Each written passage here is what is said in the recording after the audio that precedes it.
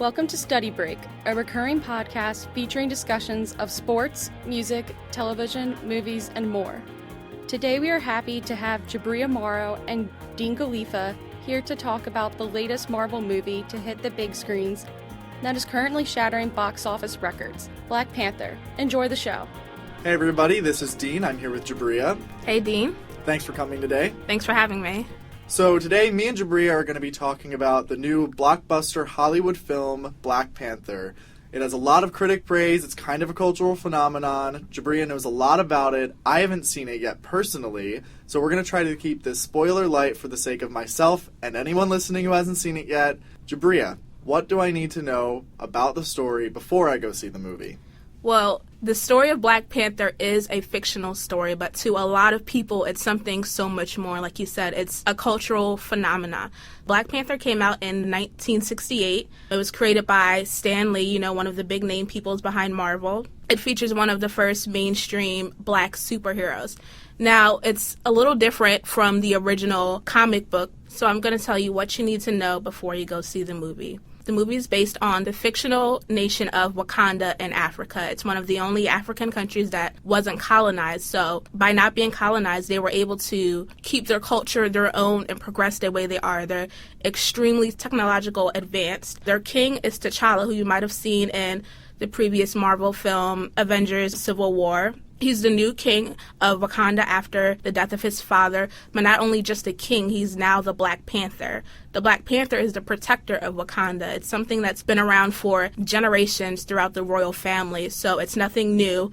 T'Challa always knew he would take on this role one day, but he's suddenly thrust into it and has to come to terms with different things in his life, learning about his father, being in charge of an entire nation, and also being its protector. So the story kind of is a reflection of actual African culture, but Stan Lee put his own fictitious twist on it. Yes, it was there to give diversity in the field of comics. And why do you think the film has become such a cultural phenomenon? Because it's not just a film to some people. When you see Black Panther, you see an entirely black cast, not just the cast members, but behind the scenes as well. You see representation in the clothing, in the hairstyle, and the background of it, in the nation, in the people. It's something that resonates with black people because it's something you don't see often in movies and films.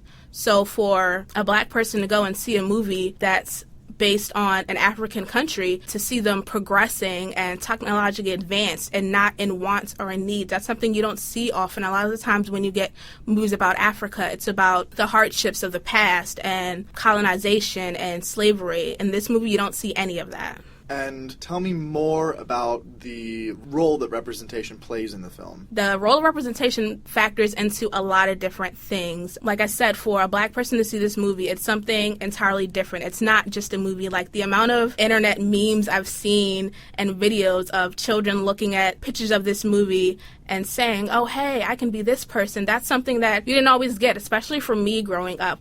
It's one thing to see a superhero and kind of identify with the struggles they have, but to see it and see yourself through that superhero, that's something different. To have the same skin tone, to have the same hairstyle, it breaks down barriers that you didn't know that you had in your mind. And so one day you can say, hey, maybe I can be this superhero, for a child at least. Or even for me, like if I wanted to be an actor, I can say, hey, look at all these amazing black actors doing this amazing movie and it being so successful. Maybe one day I can do that myself. Not just in representation of skin tone, but in women as well. Women play a huge role in this movie. There's the Dora Milaje as the protectors of the Black Panther. They're the guard. They're entirely women. And through each tribe in Wakanda presents their strongest woman fighter, and they become a member of the Dora Milaje. And to see women, not as damsels in distresses, but as warriors and fighters and strong, that's something you don't see very often. It's usually a man in that role,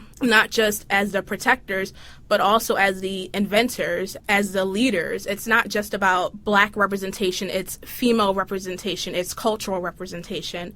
In the clothing and the hairstyles, you see that they had specific people come in the styling section of it to do the actors' hairs 2 days before. And Angela Bassett, who plays the queen in the movie, she has this custom-made wig of dreadlocks that were hand-stitched specifically for her character. It's just everything about it they did right down to detail to represent Black people and the culture of it significantly. Well, Jabria, I was going to ask what you love about this movie so much, but I think it's pretty clear now. It's everything. Yeah, absolutely. Is there anything else you wanted to add? Just, for me, to see a movie like this, growing up, it's not something you always saw. And Chadwick Boseman, who plays T'Challa, he said himself, for a Black kid to never see a superhero, in a sense, is an obstacle. And it really is, to not be able to see yourself and someone else in a higher role or in a higher place in society. It kind of makes you feel like you can't get there. So for people to see this movie and to see so many others who look like them, who dress like them, who talk like them, like I said, it breaks that barrier down. So now you can see yourself one day becoming that. Well, Jabria, you've certainly sold me on the film. Thank you so much for coming in to talk to us about Marvel's Black Panther today. Once again, I'm Dean Galiffa. And I'm Jabria Morrow. Thanks for listening. You've been listening to Study Break, brought to you by the New Media Lab and Campus Life. Today's host and producers were Dean Galiffa and Jabria Morrow. Victoria Colbreth and Samuel Larson designed our cover art. And I am Colleen Lyons, your announcer for this episode. If you have an interest in participating in the New Media Lab, visit the Campus Life office at the Marple campus or email us at mml@mail.dccc.edu. Thanks for listening.